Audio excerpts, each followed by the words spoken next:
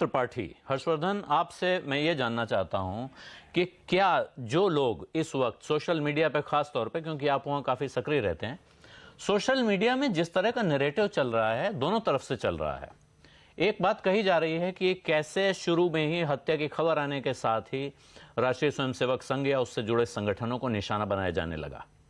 यह सवाल हो सकता है, जैसे हमने आज साफ किया कि हम ये डिबेट इस बात पर नहीं कर रहे हैं कि कौन गुनहगार है, वो जब समय आएगा तब वो चर्चा होगी। लेकिन दूसरी तरफ जिस अंदाज में गौरी लंकेश की हत्या के बाद उनका कैरेक्टर असैसिनेशन, उनके समर्थन में बात करने वालों को गाली गलौज दिया जा रहा है, वो इस समाज की, खास तौर पे ऐसे संगठन की तरफ से या उनके समर्थकों की तरफ से जो भारतीय परंपराओं की बात करते हैं, वो कैसा रिएक्शन है? आलोक जी, सबसे पहले तो मुझे लगता है कि ये समाज राजनीति से ज़्यादा जो गौरी लंकेश की हत्या हुई है, ये पत्रकारों के लिए दुखद है। और उस पर भी पत्रकारों के लिए दुखद ये इसलिए ज़्यादा हो जाता है कि हम सारे के सारे लोग लाइन पे बात कर रहे हैं।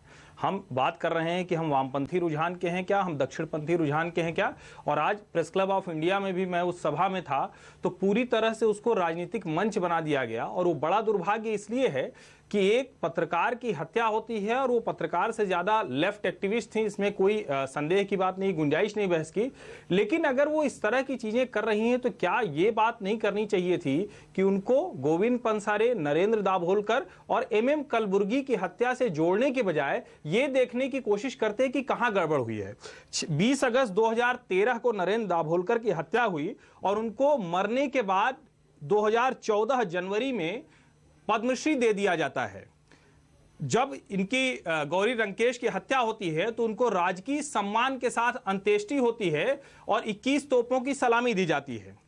जो सिद्धारमैया है वो कहते हैं कि हमने अपना एक दोस्त खो दिया, और वो दोस्त खो दिया। और ये भी खबरें थी कि वो हिंदू अतिवादिता के खिलाफ लिखती थी क्योंकि वो एक्टिविस्ट के तौर पर काम करती थी। लेकिन ये भी सच है कि वो कर्नाटक सरकार के बड़े भ्रष्टाचार के खिलाफ कोई स्टोरी अपनी पत्रिका में प्लान कर रही थी। अब अगर उसी में जाए तो 30 अगस्त 2015 को जो MM कलबुर्गी की हत्या हुई थी, उसमें CID की जो आखिरी रिपोर्ट जो पूरी तरह से सामने नहीं आई, वो कहती है कि प्रॉपर्टी डिस्प्यूट भी हो सकता है।